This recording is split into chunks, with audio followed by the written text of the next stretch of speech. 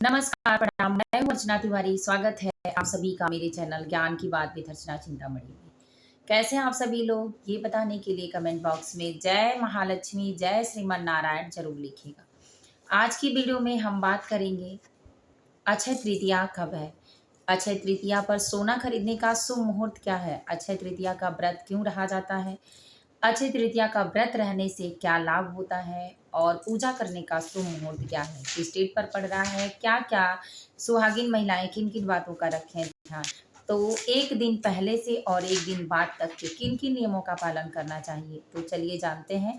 आप मेरे साथ मेरे वीडियो में एंड तक बने रहिएगा। वीडियो को पूरा वॉच करिएगा। पसंद आए तो लाइक करके चैनल को सब्सक्राइब कर लीजिएगा, ताकि आने वाले मेरे हर वीडियो का नया नोटिफिकेशन आप सभी को पहले प्राप्त हो जाए।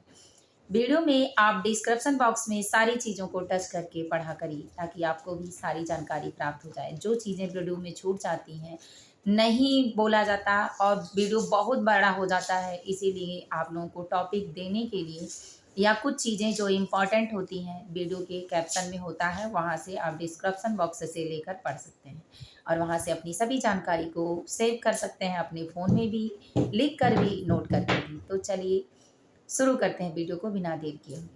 2026 की अक्षय तृतीया। वैसे अक्षय तृतीया का महत्व जानते हैं तो अक्षय तृतीया का महत्व ये होता है कि जो लोग अक्षय तृतीया पर व्रत करते हैं उसके जीवन में कभी क्षय नहीं होता। अक्षय तृतीया को एक और नाम से जाना जाता है अक्खा तीज।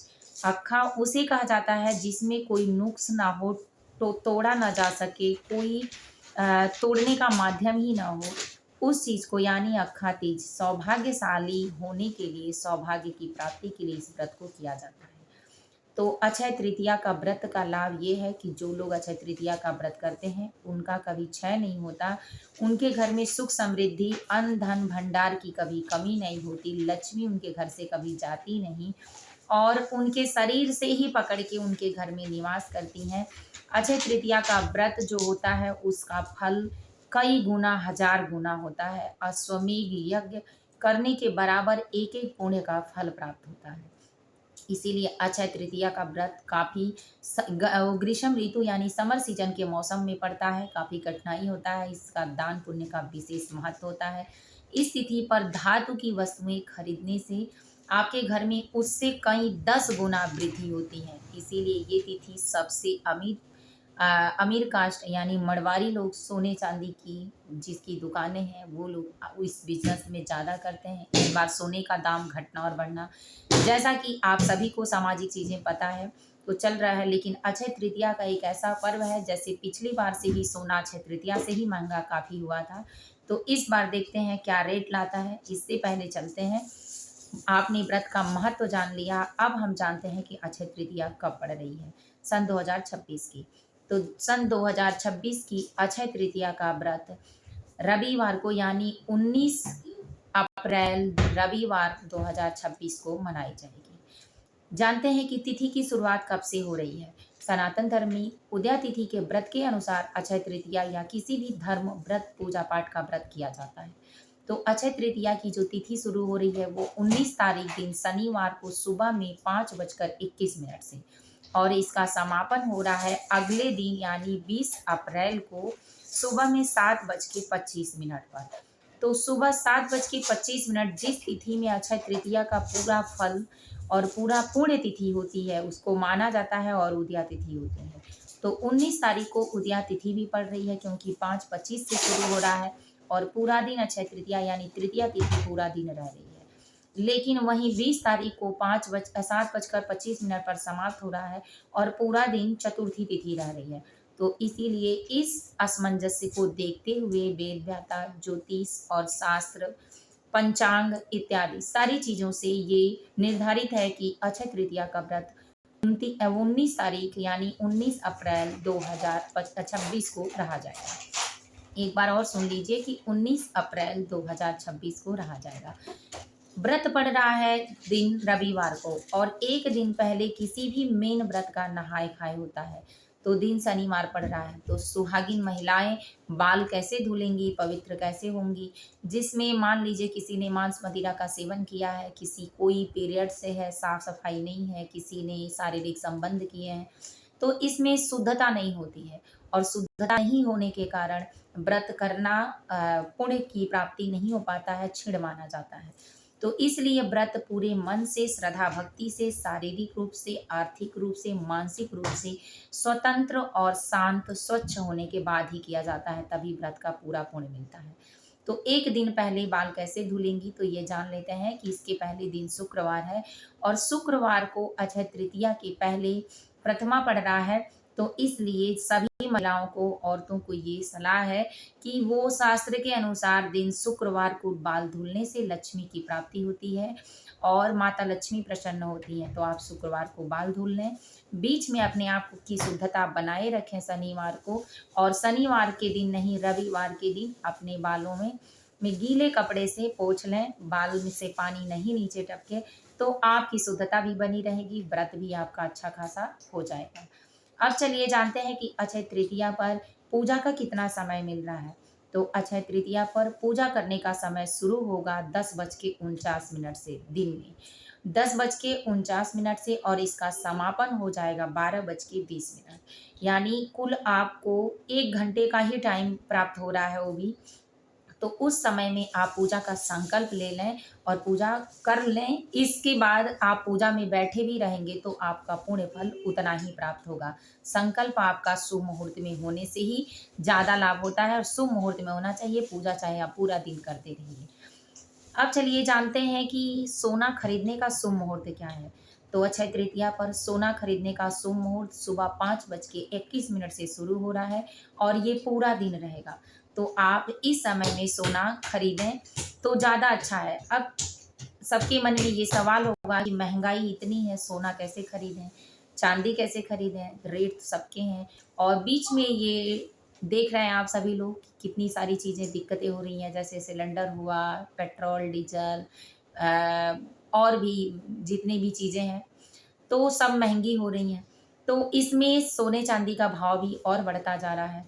तो कैसे लें? तो क्या सोने चांदी की जगह पे कोई और भी धातु आप ले सकते हैं? तो जी, चलिए जानते हैं कि अगर आप सोना नहीं खरीदते हैं तो सोने के शुभ अवसर पर उसी एवरेज में आप क्या ले सकते हैं।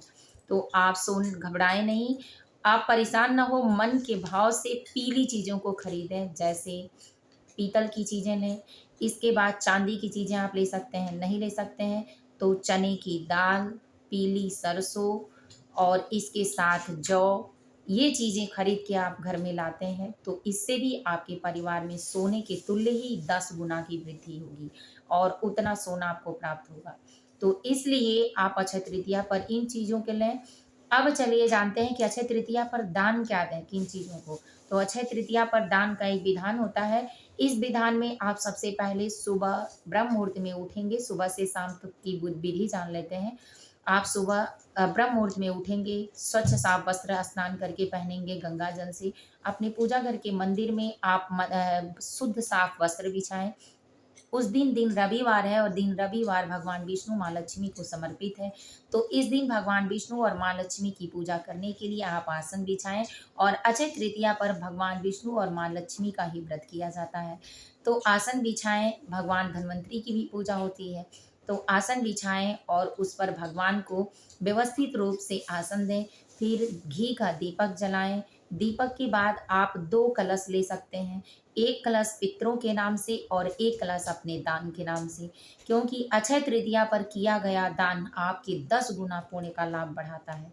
अक्षय तृतीया का व्रत उस हर व्यक्ति को करना चाहिए जो इस पृथ्वी पर है, क्योंकि यही एक ऐसा व्रत है कि जिस दिन कोई शुभ मुहूर्त, कोई भी लग्न, किसी भी काम को करने के लिए नहीं देखा जाता। आप अंधाधुंध जिसको कहते हैं, आंख बंद करके सभी शुभ कार्यों को कर सकते हैं, बिना किसी पंडित से पूछे, पंचांग दिखाए इत्यादि। तो आप इस दिन कर सकते हैं। तो इसलिए अक्षय तृतीया का व्रत जो लोग करते हैं उनको 10 गुना, एक काम करने का 10 गुना फल प्राप्त होता है।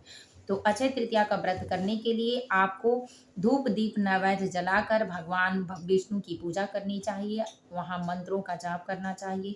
मंत्र में आपके बहुत सारे मंत्र हैं जो मैं आपको पिछले सारे वीडियो में दी हूँ। तो नेक्स्ट वीडियो में अगर मंत्र आपको चाहिए तो कमेंट करिए, मैं मंत्र आपको बोलकर बताऊंगी कि कैसे है। मंत्र आपको फिर वीडियो के माध्यम से दूंगी। तो भगवान विष्णु के अनेक मंत्र हैं, उन मंत्रों का, माता लक्ष्मी के मंत्रों का जाप करें और 2 कलश रखें। 1 कलश में पितरों के लिए दान करें और 1 कलश अपने लिए। क्योंकि अगर पितृ अक्षय तृतीया पे आपके कई गुना फल से तृप्त होंगे, तो आपको इतना आशीर्वाद देंगे कि कभी भी आपके जीवन से धन, सुख, संपत्ति समाप्त नहीं होगी और आपका सुख और सौभाग्य बढ़ता रहेगा, मनोकामना पूर्ति होती है, मन की इच्छा पूर्ति होती है। तो इसलिए अक्षय तृतीया पर एक पितरों के नाम से कलश होगा, ध्यान से सुनें। तो 1 कलश में आप जौ, काला तिल, सफ़ेद फूल डालें और 1 जौ में आप चीनी, यानी दोनों घड़ा मिट्टी का हो तो ज़्यादा बेटर है, आपके पास बर्तन हो तो और भी बेटर है। तो उसमें चीनी, गुड़ कुछ भी डाल के मीठा उसका जल बनाएँ। ऊपर से तरबूज, खरबूज, यानी जो भी हो आपके पास ऋतु फल जो होते हैं, अभी तो वाटरमेलन है, मैक्स मेलन है, तो इस तरह आप कोई भी चीज़ जो ऋतु फल के आते हैं, अभी बहुत सारे हैं जो गर्मी का मौसम है, आपको स्लीपर, शूज़, छाते यानी अम्ब्रेला सारी चीज़ें देना जो ज़रूरत का हो गर्मी के मौसम में, कि किसी के छाए में कोई रह सके, पी के तृप्त हो जाए, खा के संतुष्ट हो जाए, पहन के खुद को अच्छा महसूस करे। तो ये चीज़ें आपको दान में देनी है। सौभाग्य की भी चीज़ें महिलाओं को सारी चीज़ें दान में देनी चाहिए, कपड़े, वस्त्र इत्यादि। अब जानते हैं कि दान देने से आपको पितरों का जो 10 गुना फल प्राप्त होगा, उससे आपके पितृ तृप्त होंगे, तो आपको हर दुविधा, बाधा में और आपके घर के हर दिक्कत में दूरी हो जाएगी और आप सुखी हो जाएँगे। आपके कर्म आपके साथ देने लगेंगे, शुभ कार्य आपके घर का होने लगेगा, रुका हुआ कार्य आपके घर का बनने लगेगा और इसके बाद जो एक देंगे वो आपके दान और पुण्य कर्म से जुड़ जाएगा। अब जानते हैं कि ये दान किसको दें? अगर कोई न ले तो क्या करें? बहुत लोग दूर हैं, घर परिवार में नहीं रहते हैं, कहीं बाहर में रहते हैं, उनके पास कोई लेने वाला नहीं है, ब्राह्मण ढूँढें कहाँ? तो आपको गाय मिल जाए तो सारी सामग्री गाय को खिला दीजिए और जो चीज़ें गाय के लायक नहीं हैं, श्रृंगार की सामग्री इत्यादि किसी मंदिर में दान कर दीजिए, क्योंकि मंदिर हर जगह बना होता है। इसमें अगर आपके पास कोई नहीं है और आप चाहती हैं कि आप अपनों को दान दें, तो श्रृंगार की सामग्री, वस्त्र इत्यादि चीज़ें आप रख लें और जब आप अपनों से मिलें, जैसे अपने नंद से मिलें तो या अपने भांजी से मिलें, वो तो जो उस चीज़ को आपके ब्राह्मण के तुल्य पर पहनने वाला है, उसको दे दें और जितने दिन से आप रखी हैं, उतने दिन के ₹1, 25 पैसे, 10 पैसे या 1 मुट्ठी कोई भी चीज़ जोड़कर दान के हिसाब से दे दें। तो आपका रखा हुआ कर्ज नहीं बढ़ेगा और आप दे देंगी तो भी आपको पुण्य उतना ही प्राप्त होगा। तो इन वस्तुओं को दान में दें। इसके बाद जानते हैं कि अक्षय तृतीया का पारण क्या किया जाएगा और दिन में व्रत कैसे रहा जाएगा। तो व्रत आप भोजन नहीं करेंगी, नमक नहीं खाएँगी, फलाहार रहेंगी, नीरा जल रहेंगी तो रह लीजिए, अगर नीरा जल तो और अच्छी बात है, नहीं रह पाती हैं तो फलाहारी रहिए। लेकिन जब तक आप पूजन और व्रत कर रही हैं तब तक आप कुछ मत खाइए, पूजा करिए। तो इस तरह से और अच्छा है, रह पाती हैं तो नहीं रह पाती हैं तो फलाहार, पानी पी के और सारी चीज़ों को खा के भी आप आराम से रख सकते हैं। बस इसमें नमक और अन्य वर्जित बताया गया है। मांस मदिरा का सेवन इस दिन न करें। जान लेते हैं कि क्या नहीं करें। तो इस दिन मांस मदिरा का सेवन न करें, अपने घर में लड़ाई झगड़े कलह क्लेश न करें, पारिवारिक रिश्ते और शादीशुदा ज़िंदगी बचाने के लिए इस दिन किए गए कार्य भी आपके जीवन में ज़्यादा उन्नति देते हैं, आपका रिश्ता मजबूत होता है। तो इसलिए जितने नियम और धर्म से आप अपने इस पवित्रता के मन से व्रत को निभाते हैं, आपकी वहाँ उतना ही संतुष्टि, लक्ष्मी का वास और आपके शारीरिक रूप से आपकी ऊर्जा, एनर्जी, सकारात्मक शक्ति और आपका परिवार आपका साथ देता है। तो इस तरह से आप इस व्रत को निभाएँ। क्या न करें तो काले रंग के कपड़े भूल कर भी ना पहनें। इस दिन किसी से लड़ाई झगड़े कलह क्लेश न करें। इस दिन आप किसी भी गलत चीज़ों का संपर्क न करें। इस दिन आप शारीरिक संबंध ना बनाएं। इस दिन आप जानबूझकर भी या उस तरह भी किसी के मन को ठेस पहुंचाना, लड़ाई झगड़े करना या किसी के जवाब देकर उल्टा प्रभाव लेना न करें। जितना तक हो सके अच्छे व्रत और त्योहारों पर खुद को मौन रख के अकेले रखकर भगवान की सेवा करें, तो आपका फल बहुत ज़्यादा पुण्यदायी होगा। तो ये सारी बातें आपको समझ में आ गई होंगी। पारण आपका अगले दिन, जैसा कि आपको पता है कि इसका समापन 7:25 पर हो रहा है, अगले दिन सोमवार को। तो दिन सोमवार को स्नान ध्यान करने के बाद स्वच्छ साफ वस्त्र पहने और भगवान विष्णु, माता लक्ष्मी की कृपा प्राप्त करने के लिए और इस व्रत को पूर्णतः फलदायी बनाने के लिए जो भोग और प्रसाद आप भगवान को लगाएँ हैं उसमें और तुलसी दल डालकर पारण कीजिए, उसके बाद आप भोजन करिए। तो इस तरह से व्रत का पूरा फल प्राप्त होता है। तो उम्मीद है कि आपको सारी बातें समझ में आ गई होंगी। वीडियो पसंद आई हो तो लाइक करके चैनल को सब्सक्राइब कर लें।